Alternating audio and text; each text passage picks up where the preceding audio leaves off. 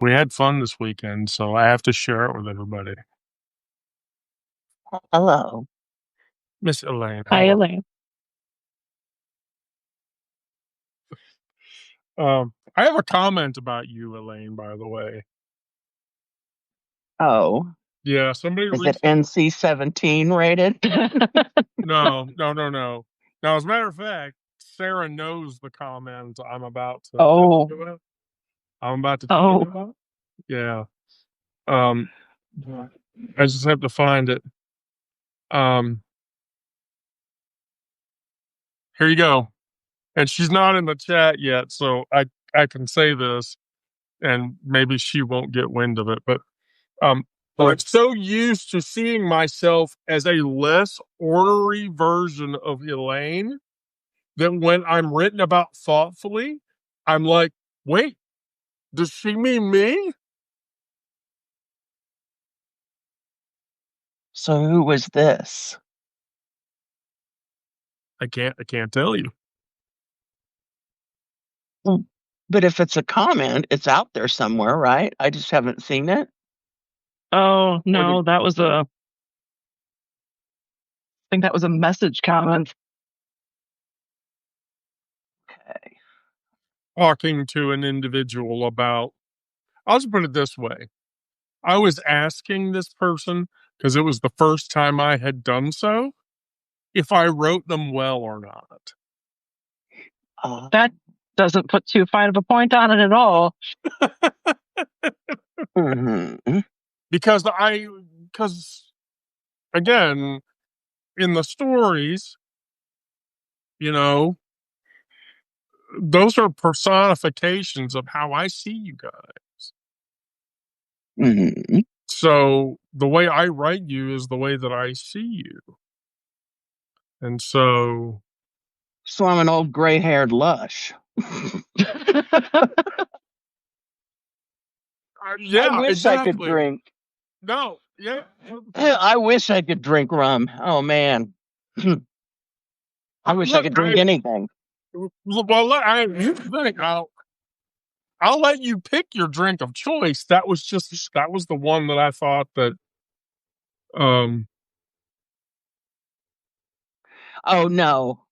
If I was in a bar and was having a drink, that's what it would be. okay, I just don't do that. I don't I don't drink anymore because of one of the medications I'm on. And I don't go to bars much either. So, I mean, Sarah's mhm. going to be here in a month and a half, and we're going to take her out. Oh yeah? I'm Oh still yeah, not drinking. it's fine. You don't have to drink. You just have to keep. You have to keep Aubrey out of trouble because Aubrey's the one they're all going to go after when we go over there. All right, that I can probably handle. Okay. Yeah, because they're going to hit Wow. her ass when we walk through the door. Okay. Well, She don't I hope believe so. that, but I mean, right? I'm sorry, Aubrey. Aubrey. Whatever. Aubrey. So over the weekend, since I've decided that live sessions are really just going to be social commentary hour. Mhm. Well, first of all, did you have your womb sniffer shit on Saturday? Oh yeah. I Yeah, guess I was let's hear it. only Let's hear it. I I only stayed out for 2 hours because it was in the low 50s and it was just too cold and I'm still coughing and everybody was yelling at me to go home. And so um they stopped a car that was trying to come in. The driver did not speak English, and so he can't read the signs that we have saying don't stop for protesters in the driveway. Right, Um, but they are not supposed to stop cars. right, The Overland Park, Kansas Police Department has told us that unless they are standing in front of a car, preventing it from moving forward, they're still in compliance with federal law, which is bullshit. They're not allowed to approach or interfere with a car in any way, right. you know. But they had all 4 escorts yelling at him. I was yelling at him. It got filmed, so hopefully it'll be on the Kansas City Clarity video channel, and you can see what a bitch I am. But I I came home from that and I went to sleep and I just slept all afternoon. So, but I was out there, and I'll be out there on November the 8th. So, um, and I'm still just incredibly grateful for I call them my young Turks, the guys that come out, and one of them is what is that? A furry? You know, he wears like a fox mask and stuff. Yeah, it's a furry. Rule 34. And Rule 34. the other 2, I don't know that they have. Anyway, but they're great. One of them has a snare drum, and so when they get on their, bullhorns and start yelling at patients, he gets right next to them and, gives them the old Karen Carpenter thing so that they can't be heard. Nice. We have a guy with a plastic trombone too, but he wasn't there yesterday. He was out of town. But anyway, yeah, I mean, it's great. There was one other young woman that was there who comes with them sometimes. The other side was all men, with one exception, this old woman. And some weirdo showed up with donuts. He gave some to our side, and I'm like, I'm not taking anything from somebody I don't know. But I didn't say that to him. But then he went over and gave donuts to the other side, and I'm like, yeah, well. They wouldn't take any, though, because I'm sure they thought they had, pro-choice poison in them or something. So he ended up bringing them back over, so our side got, 2 boxes of donuts. But right. Anyway, just like a furry. Yeah. Like a furry to try to make nice with both sides of the equation. Oh, well, no, he wasn't the one who was handing out the donuts. Okay. No. But anyway, and I was able to I've got a Signal group for those people because we have another app that I had a group on, and I can't get anybody to I can't get anybody younger than 40 to download that app. So they were all on Signal, so I got a Signal group going with them now, so we can keep in touch in between. So, and that's good because being the control freak that I am, invite a couple of us into that. I'm happy to support that.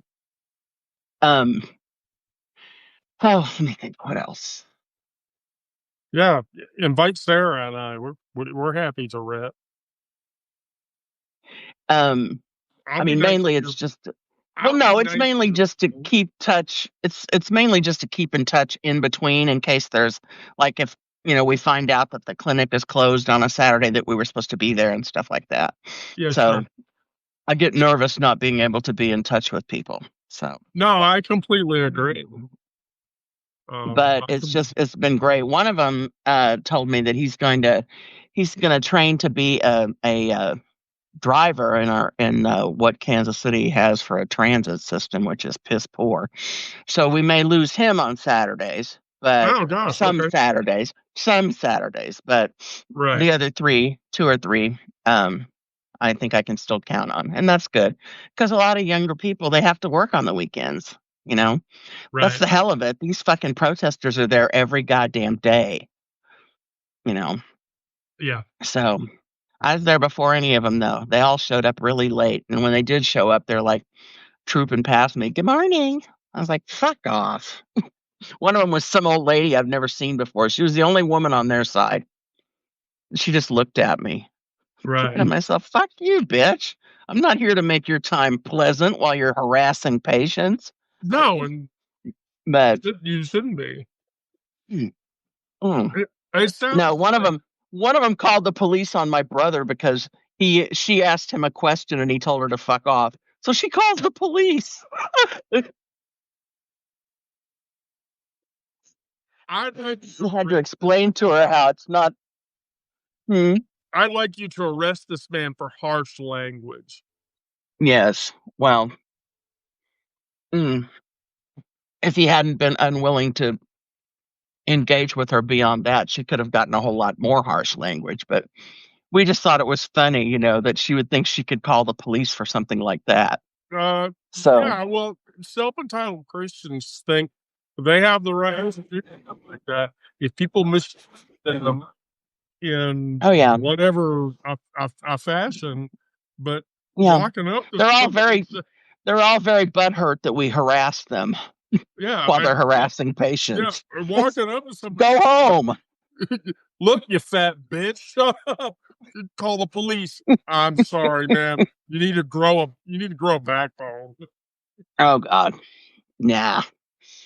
Anyway, Karen, so yeah, that was yes, there are Christian furries, unfortunately. Yeah. Is that bad? Um, every community has Yes. degrees. Log cabin Republicans exist, Oh and God. log cabin Republicans are gay Republicans. Yeah. So yeah, I'm there. Craig's right. There are most definitely Nazi furries. Mm-hmm. Yeah. Hmm. Why? I have no idea. Please continue, Elaine. No, well, that's really just about it. And then I slept for most of the afternoon, and I watched a movie last night because I couldn't get to sleep, and so I was up late. And then I slept until 10 o'clock, and I got all my chores done that I needed to do today, so that I can go back to work tomorrow at the office. And I baked a butternut squash and an acorn squash in the oven.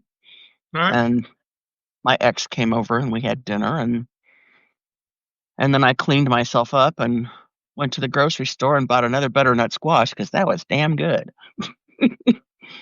Um, and a couple of those little pie pumpkins. I bought the white ones this time.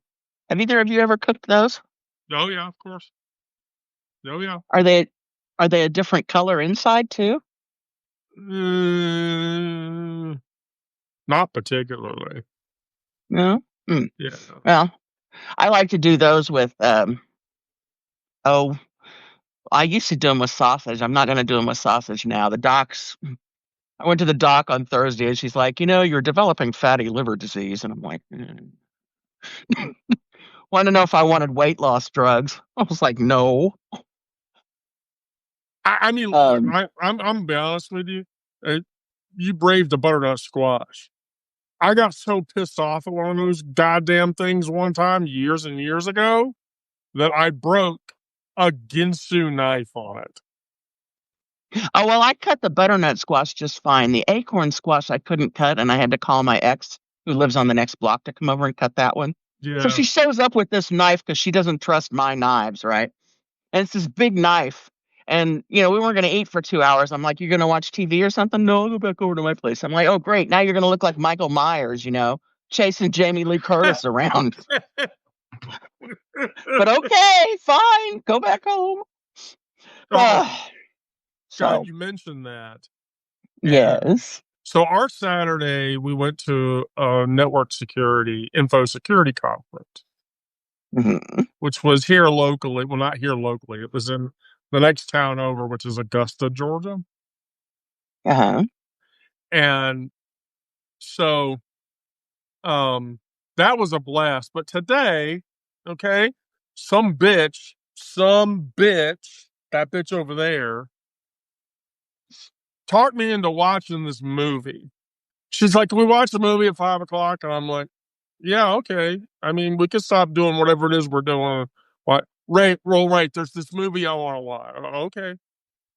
And so when you watch movies with her, Sarah's gonna find this out in December. But when you watch movies with her, she goes downstairs and she gets in front of the streaming service and she just flips to the streaming service until she finds the one that hits her. I want to watch this, and we're gonna watch this. And so, like, we went through one service, Netflix. I went through Netflix, and she was like, "No, no, there's nothing here I want to watch." And I'm like, "All right, Hmm. fine or whatever. It's gonna be a horror flick."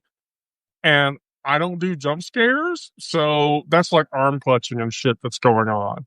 And so Mhm. she's like, I'm going to Hulu. So we go to Hulu. And then she goes through and she finds the movie. And I'm not going to tell you the name of the movie, but Why not? um, because I want to talk about the movie and I don't want to spoil it for anybody by telling you the name of the movie. But here's the deal. I can watch gore and killing and and Steve, I'll send you the name of the movie. Um, and like blood and guts, that doesn't bug me. But jump scares and like thriller jumps, I have a hard time with those. And so the rule is, Mhm. well, and two, she's already watched the movie. She just wants to watch it again and watch my reaction to it. Which that's that this fucking bitch over here, she watches reaction videos of people watching movies and seeing how they react to it, and she's entertained by that. And Mhm. and so um right. Well anyway, so we sit down and watch it. And halfway through the movie I figure out what the big bad is. And here's what it is. I can watch aliens, I can watch zombies, I can watch vampires, but I draw the line at hoodoo. When you start doing shit that's hoodoo like, I start to have issues. Now, do you know what hoodoo is? Okay. Witches. Witches are the skankiest, dirtiest bitches, horror bitches on the face of the planet. They are. And in every movie that personifies a witch in a horrific way, oh my god, they're the dirtiest, scummiest. Oh, it turns my stomach over every fucking time. And so I'd like halfway through the movie, I'm like, oh, this is fucking hoodoo. And she's like, no, watch the rest of the movie and find out. We get to the end of the movie, and I'm like, it's fucking hoodoo. I hate this shit. The movie was good, but it was witches and shit, and just can't do. I can't do horror witches. I can do aliens and zombies and vampires and werewolves. Those are all great. We start talking about Mhm. witches. Ugh, I have to. But that's not even the fun part. So the fun part was we went to a security conference yesterday. And Mhm. so I have a story about this and it's great. So the first thing that happens at the conference, we get to the conference and um like at the front of the conference, like right after you check in and I got a shirt and swag and shit, there's a lock sport table. Do you know what lock sport is? No. I mean, Okay. I saw the pictures, so Yeah. I feel like I'm at an unfair advantage. Right. So lock sport is lock picking as a sport. And so they have this huge ass table with master locks and elite locks and the number luggage locks or whatever. Now, somebody that knows what they're doing and has the right tools, do you know how long that takes? Not long. Minutes. Less than that. Yeah, less than that. If you have the tensioner in the lock and you can feel hitting the pins, and there are pins like if the lock is old, and there are pins that have binded, you can do it in seconds.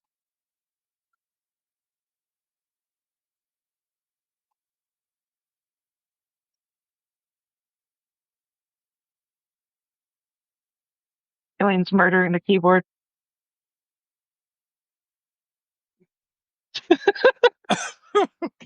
um. So yeah, seconds, which is funny because we're sitting there watching people um who are trying to do this, And the guy's telling me, look, don't force it. Like, feel it so that you can feel hitting the pins on the inside of the lock to get the tensioner to push. And I was like, yeah, you don't want to lean on the tensioner and then like jam the lock pick in there and hope you hit it. Like, guide it in there slowly so that you can feel I love your keyboard, by the way. Elaine, That's who, Craig. yeah, your keyboard's sexy, Elaine, really is. So Why, thank you. you're very welcome. Well, I saw one at my oldest niece's and I was jealous, so I got one. Yeah. Your keyboard's really, really sexy. So then, like, we did that for like 15, 20 minutes or whatever, and I was talking to people, and I was getting a lot of mean looks because Augusta is a decidedly red area. I was figuring at a security conference I would be safe. No, definitely not. But I had a couple of good experiences or whatever. And so I had one girl walk up to me in the conference who was wearing a shirt that said, "This Barbie is technical." And I looked at her and I was like, "That's a nice shirt." And she said, "Oh, thank you. Your outfit is really cute." "Oh, thank you. I really appreciate that." And she said something like, "Girl, just keep doing that," or whatever. So I got gendered correctly. And that was a positive conversation. But then, so the first talk that we went to was about that. I'm gonna go into teacher mode now. Is so the two types of info security attacks that are most profitable. Does anybody know what those are? No. Okay, so ransomware and phishing are the two most profitable, by percentage profitable, enterprises from an info security and hacker mentality perspective. So you can deface websites every day. That doesn't make you money. You can take websites down. That doesn't make you money. If you ransomware an entire infrastructure's subsystems and basically tell the people who own those systems, pay me the ransom and I'll give you a key that will unlock it all, that's big money. And phishing too, but phishing is ultimately about identity theft and bank theft, and phishing is the thing that takes you into identity crime. And so I sort of like laughed about this. I got a bunch of pictures of it, and I'm gonna post my pictures in a post to share with people. These are the statistics behind ransomware, and do a post about this is what ransomware looks like. But I love this. The girl giving the presentation was like, or it was a guy actually giving the first presentation. No, phishing is not small scale.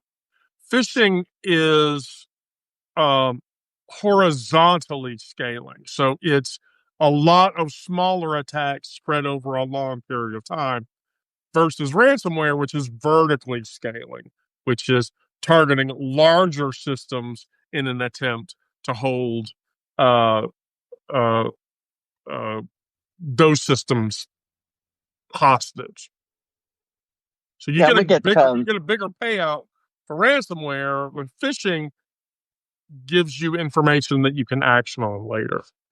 My company does a fish alert thing that they send out fake phishing emails. Right. It's like some of them, how stupid do you think we are? Well, click this link. Let me get through my spiel. You would be shocked. So here's the deal. The investigator that did the presentation talked about like the two biggest groups. One of which was busted recently, Ransom Hub. Um, and then the other one was, if you let me find the picture, I'll tell you, because I took a picture of the yeah. So like the big ones were Ransom Hub and Lockbit. Ransom Hub in 2023 and 2024 was responsible for 10% of the ransomware attacks that happened that year. And Lockbit was responsible for another 10% of those attacks. But Black Basta, Hunter Vakira, Playboy, Cactus, the Meow Group, Kill Security, Inc. underscore ransomware, and Black Suit are all orgs that are responsible for ransomware attacks. Now, here's the thing. They have rules. So the first rule is this. If you claim to be a larger enterprise who is responsible for ransomware attacks, you have affiliates. So the affiliates actually do the work, and the larger org claims responsibility and protects you. Here's the other thing. Ransomware groups are weirdly Robin Hood like. And here's how. They won't attack. They will attack certain infrastructures. They won't attack others. And here's why. Valuable lesson to be learned here. So, for instance, they don't attack hospitals. You know why? Why? You attack a hospital, you take hospital infrastructure down. Guess what that does? That kills people, and that turns into a murder charge. If you get caught, you run a 1 in 4 shot of ending up in the electric chair. Well, yeah, except that they won't put you in it for 30 years the way things are now. You run the risk of the death penalty if you shut down a hospital. Here's the other thing. They won't attack religious organizations, mainly because religious organizations won't separate themselves with their money. The other people that they don't attack is, get this, they won't attack reattacks. So if you've been a ransomware victim before, and that can be proven that you've been a ransomware victim before and you paid the ransomware org will give you the keys. Oh, we already hit you? We already took money from you? Here's the key. Now, Okay. let me go even a step further. There are ransomware orgs that are very gray hat like. And so, Craig, let me get to that. And so, Akira, the Akira security group is one of them. If they ransomware attack your infrastructure, get this, if you pay the ransom, they'll tell you how they did it, where the vulnerability was, and then they'll tell you how to fix it so it won't happen again. It's like paying somebody to secure your system. Way to find out. Yeah, the way she said it the way he said it in the presentation was, it was the most expensive penetration test ever. And I laughed. I couldn't help but contain my laughter. But now, all right, who pays it? Okay, there's two parties that pay it.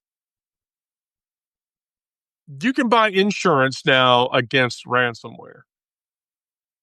So you can actually spend money to hedge getting ransomed. There's a funny part about that. The other people that pay, you know what? Oh, come on, Craig. This is this is Wendy talk. I'm not TED talking here. It's bullshit. Plus, TED talks you can't cuss. I can cuss all the fuck I want. So the other people that pay, get this, government agencies. Government agencies will drop that money down faster than you can blink. So get this. So, as a multi-layer attachment attack, there are ransomware groups that will drop phishers to find out if the company that they're targeting is paying for ransomware insurance, so they know exactly how much money to ask for when they do it. Because they know the Wow. company, if the company's paying an insurance premium against ransomware, then if you know what the payout against that insurance policy is, ransomware the company and, find out. That classic Heat. My favorite crime drama of all time is the De Niro Pacino movie Heat. And at the beginning of that movie, De Niro and his crew get a bunch of bearer bonds. They rape out a bunch of bearer bonds from an armored car, and so in the beginning of the movie, John Voight and De Niro are talking, and Voight's character tells him, "You know what? You ripped off his bearer bonds." Well, yeah, because he's got insurance. The insurance is going to cover it. And Voight's character looks at him and says, "Yeah, he gets 100% from the insurance for transporting the bearer bonds because that covers it. He could buy his bonds back from us at 25%, which would give us even more money. And then he, would make even more money buying back his bonds from us, you know." So ransomware people think the same way. It's like, that mentality is, if I know that you're insuring against it, then I'm going to hit you and I'm going to actually ask what your premiums provide per device. And get this, like, there are insurance companies that will write that off. They literally will insure between 5,000 and 7,000 per infected machine. And they'll pay it out. Oh, and get this. Almost all ransomware people want their payments in Bitcoin. Insurance companies will pay it out in crypto. Well, but that's not worth anything. Oh, bullshit. Need to have that talk. You Wait, do? yeah. Hey, Kira, Yes. Bitcoin's not worth anything. It's worth quite a lot. You can cash it out for over $100,000.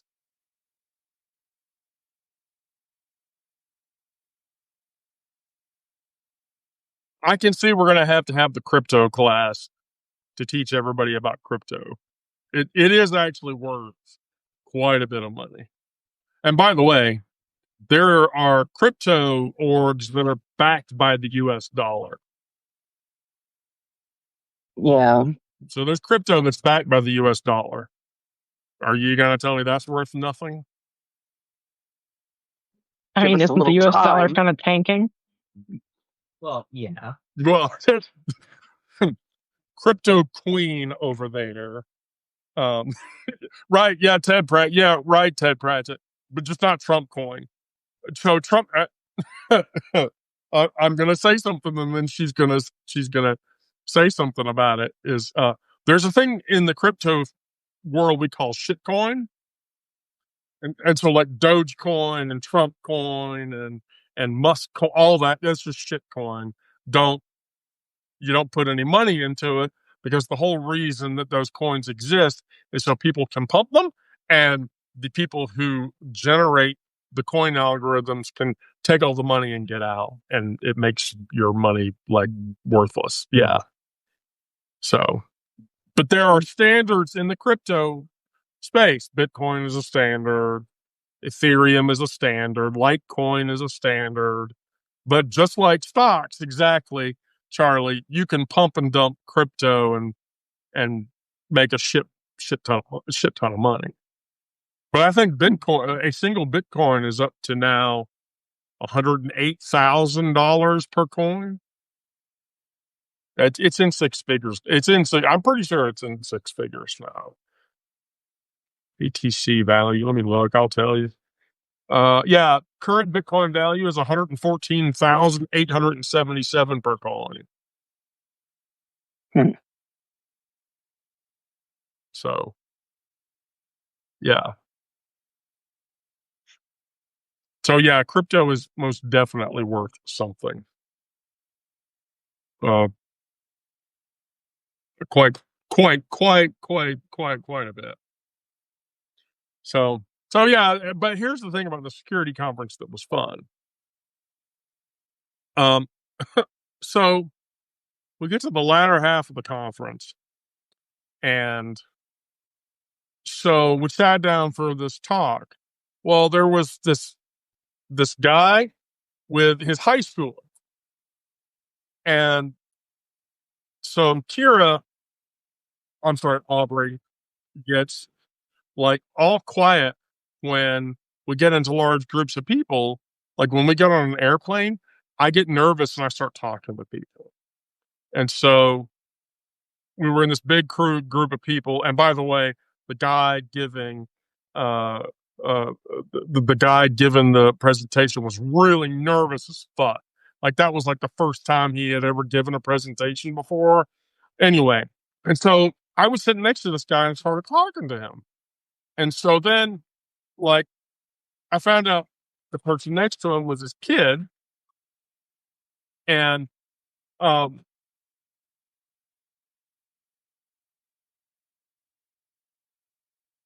right, okay, cool, was his kid, and so I was going back and forth with them, and so turns out, he was an old Georgia State engineer, and his kid was a student in Augusta who was 17, and they wanted to go to school for cybersecurity or whatever, and so I was talking to him. Well, his kid followed us to the last presentation that we were at.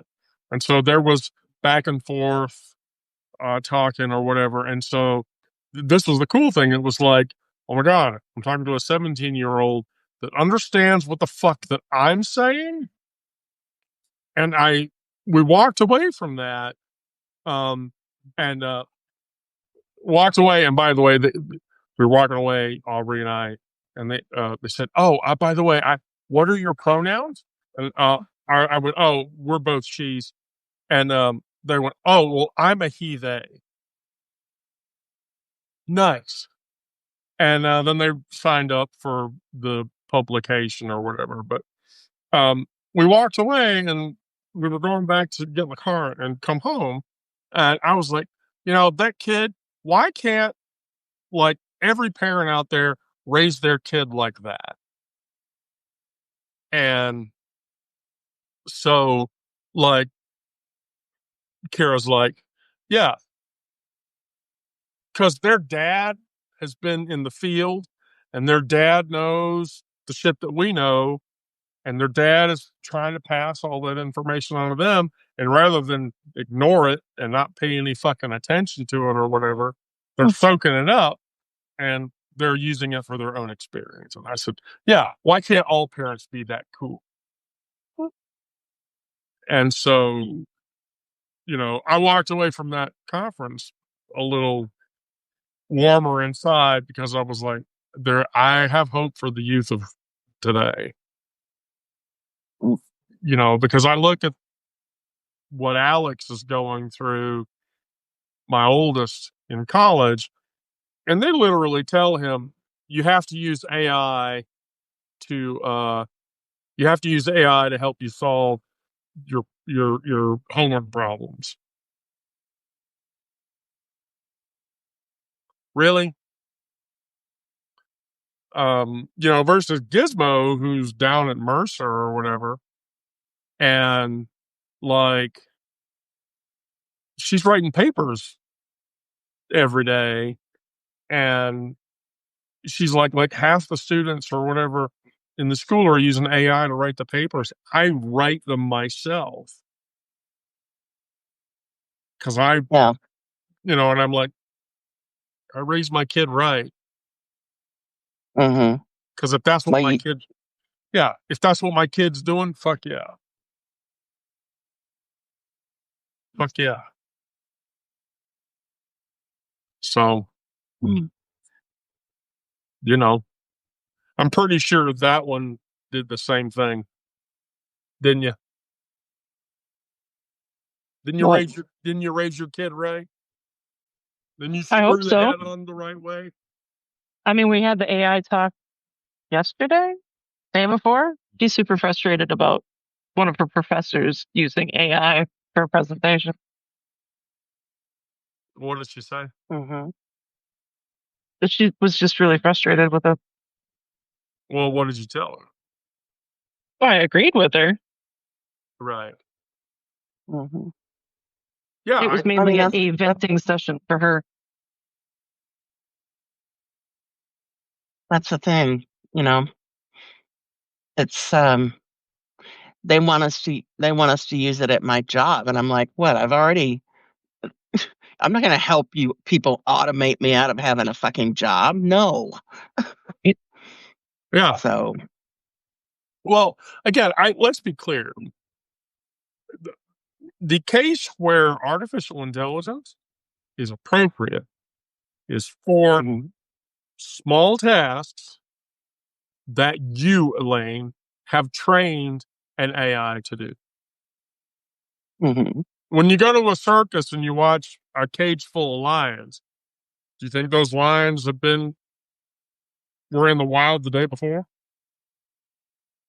Yeah. No, no, those were trained. Those were trained to behave the way that they were.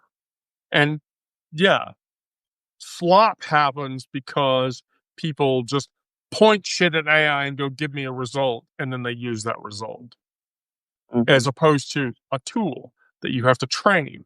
You have to educate the tool. The tool can't learn if you don't educate the tool appropriately. Hell, that's just like raising a child. A child's not going to know what to do unless you teach the child to do what the child is supposed to do. You know, I mean, I dropped that image about getting the wrinkles out of my ball sack on Substack, and the AI was like, yes, use a hot iron or steamer on your scrotum to get the wrinkles out. I mean, yeah, I guess it would get them out pretty permanently, wouldn't it? But I've that's got a what suggestion on who we could test that theory on. uh, orange shithead orangutan. I mean, Mm. sure, why not, right? Well, we'd have to find some balls first. I don't know. You're assuming he even has them. There you go. I still think he has that problem. Tiny wee wee. Oh, well, Yeah, yes. tiny wee wee. I mean, it can't be that big. Come on. It can't be. For the Russian P tape to be even remotely real, Mhm. yeah, okay. That's tiny wee wee syndrome. Um, which, by the way, I will tell you, in certain trans circles, talking about Yeah. having a tiny wee wee is actually very insensitive. Oh, yeah, Okay. completely. Um, if you make the tiny wee wee joke around uh certain trans guys, they will not take it well. Well, I don't know who would have tinier wee wees than a trans guy, though. I mean, think about it. Even if you have something put on that you can pee out of, it can't be that big, right? I don't know. No, we had somebody on that actually went through female to male bottom surgery, and for a day had a monster. That surgery is not great. Oh, I know it's a lot more. It's supposed to be a lot harder to go through than male to Mine, female. yeah, than my surgery.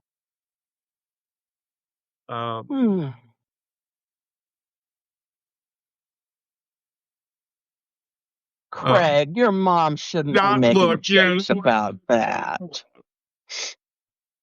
Really, Craig? Tell her it's her fault. She's the one that produced you. Well, I mean, there is that. There is. Yeah, I'm not going to hold that against Craigers. Which reminds me of the old joke that Robin Williams told about being at his first, when his first child was born. It was a boy. And he pulled the kid out and held him out to him, and he goes, "Oh my God, he's hung like a bear." And they said, "That's the umbilical cord, Mr. Williams." He was like, "Don't cut that. Let him dream for a while."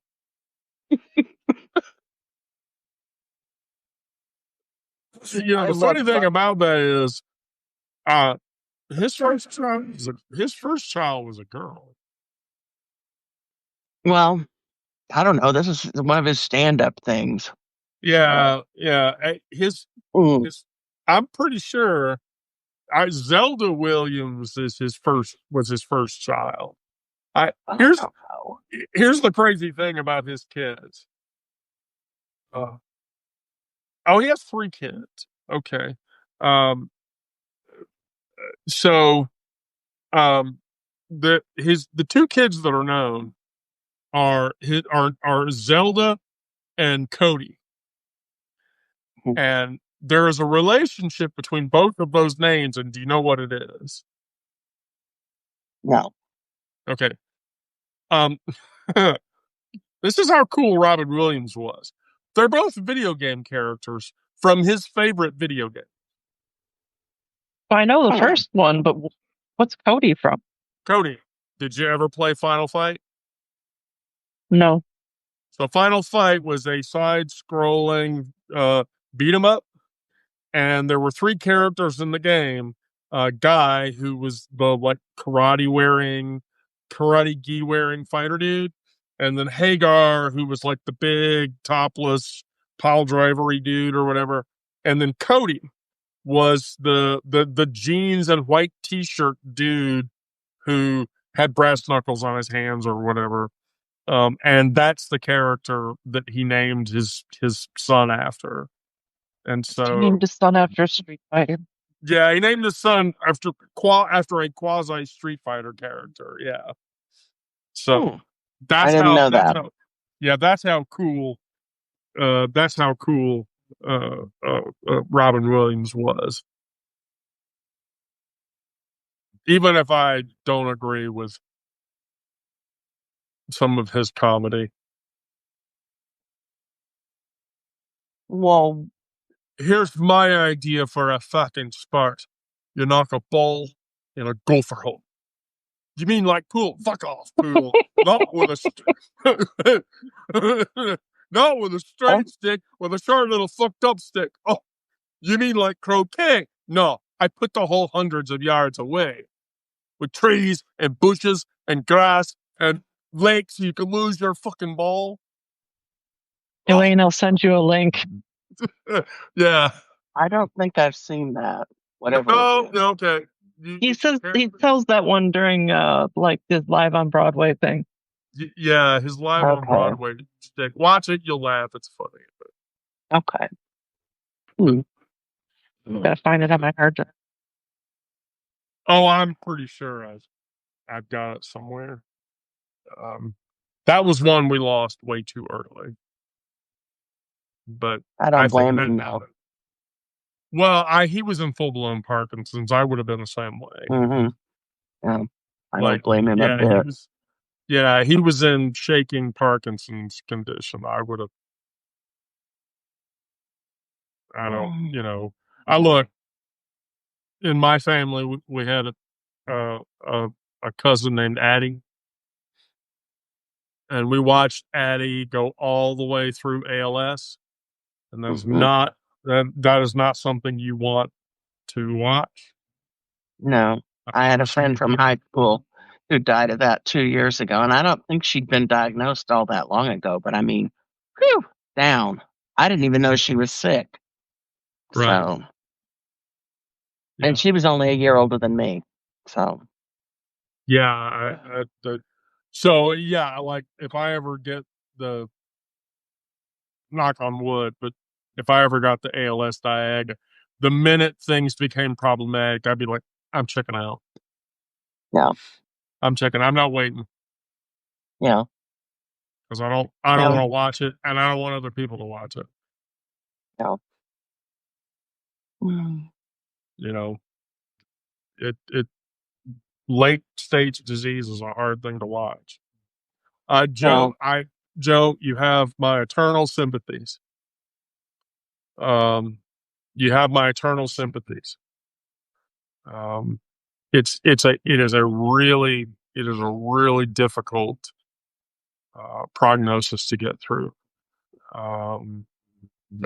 For me, it's as bad as I have a cousin who, at 50 years old, so I'm 3 years older than this kid, who's 50, has just been diagnosed with full blown dementia. Holy shit. And yeah, I saw him at a funeral that happened, um, you know, about 6 months back. And I talked to him, and it was very obvious that the person that I was talking to was not the person that I was talking to 6 years before. And so, yeah, and younger. And mhm, I hate to say this, but this is my aunt. This is my dad's sister, my aunt's family. That family's been through a shit ton. Um, their their second youngest um died in 2001. Um, and it was an airplane that hit a building, mhm. and he was still in the building in New York in the middle of September. And so, you know, my aunt and I don't see eye to eye on certain things, and we don't talk, but she's had way more than her share of bad shit happening to her. Yeah, she has. So, as much as I dislike dealing with her, and as much as I dislike being around her, I don't hold it against her because the shit she's been through is, not great. Yeah, bad. So, well, crap, we're like at the top of the hour. Oh, we're certainly going out on a high note. Shit. Yeah. Okay. I mean, we could talk about Okay. My Little Pony. Wait, let me dig up some positive queer news. Positive queer news. Yeah, there's always positive queer news. I just thought of something positive. If the Supreme Court keeps going the way that they are, eventually they're going to be at the point where Clarence Thomas is going to have to realize that if they go any farther, his wife is going to be able to own him. Yes.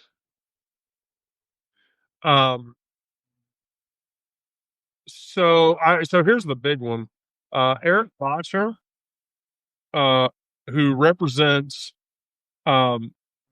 Chelsea, the West Village and Hell's Kitchen in Manhattan. He's gay, and he set a fundraising record for his state New York congressional run. I thought that was crazy. His name is Eric. It's Eric Bosser. Eric Bosser. So, and then the pink news one from earlier. There, yeah. Hannah Caldas, get this, is a championship world aquatic swimmer, and she is refusing to take the gender verification test to compete in the Olympics. And as a result, the World Swimming Org has banned her from events for 5 years. And her literal response to that is, she says, if the suspension is the price that I have to pay to protect my most intimate medical information, happy to pay it. Fuck off. So she's banned from swimming events for 5 years because she won't take the gender verification test because she doesn't want her privacy violated. I back that 100%. Mm-hmm. I back that 100%. Yeah. Because, I mean, holy fucking shit. But I think we're a week or 2 weeks away from the marriage equality overturn because those arguments, I think, are being heard this week. If not this week, next week.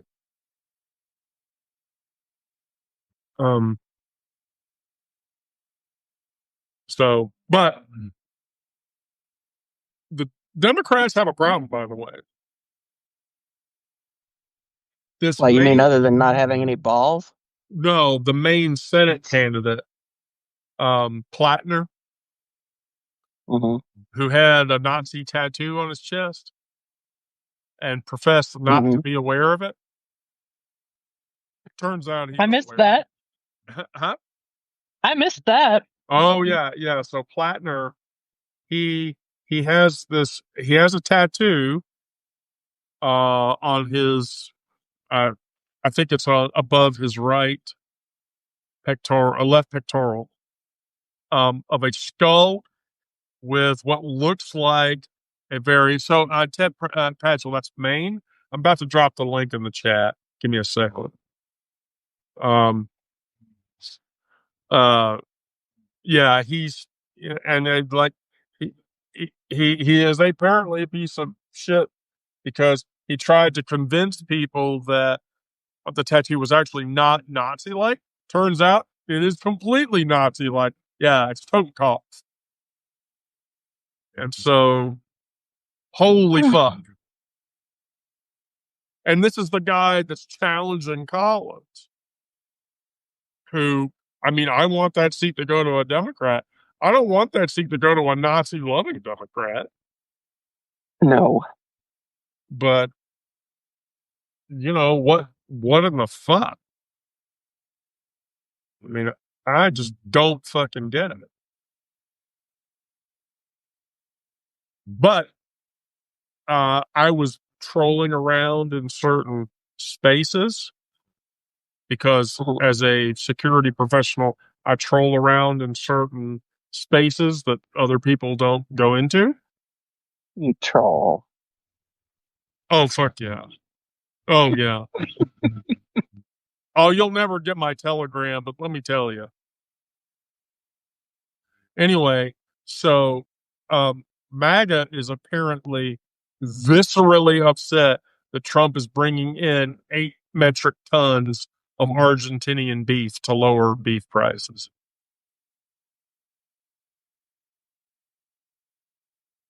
Okay. Yeah. Trump's taking 8,000 metric tons of ground beef and beef products from Argentina because the tariffs are killing the farmers. And so Argentinian beef is coming into the U.S. to offset that, which is now MAGA is all up in arms over it, saying that Trump is going against America first by shipping in Argentinian beef. On top of, by the way, on top of the fact that probably next week, or either the bottom of next week or the top of the week after, federal SNAP and food stamp benefits are done, and people are going to start going hungry. Mm-hmm.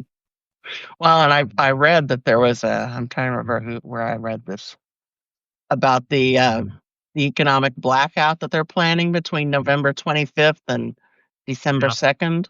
Yeah. You know, I wouldn't put it past those motherfuckers to restore SNAP on like the 24th of November, just so that they could, you know. Here's the thing. I wouldn't either, but here's the hard part. Right now, the American economy is basically 7 billionaires that are moving money around to each other, and that's the American economy. Mm-hmm. 7 billionaires are just trading money back and forth at each other, and that's how the economy is doing at this point. You know, I mean, Trump basically told Canada he's going to tariff Canada by 10% every month more if they keep running the Reagan tariff ad. Mm-hmm. Okay. Canadians are already not buying American products, so what's 10%, right? Craig, thanks. Enjoy your Night, Craig. Yeah. Night, Craig. So I don't know. What I do know is I'm ready to crash tonight. It's been a long fucking weekend. Sounds like a good idea. Yeah. I'm gonna pour myself 4 fingers. I'll pour you one. Oh, gosh. Oh. Elaine, Sarah. Okay. Yes. Thank you. Good night, everyone. I'm not even going to go. I'm not even going to go into a long stretch. It's just everyone. Good night. Be safe out there, and I love you all. Love you Good back. night. Night, everybody.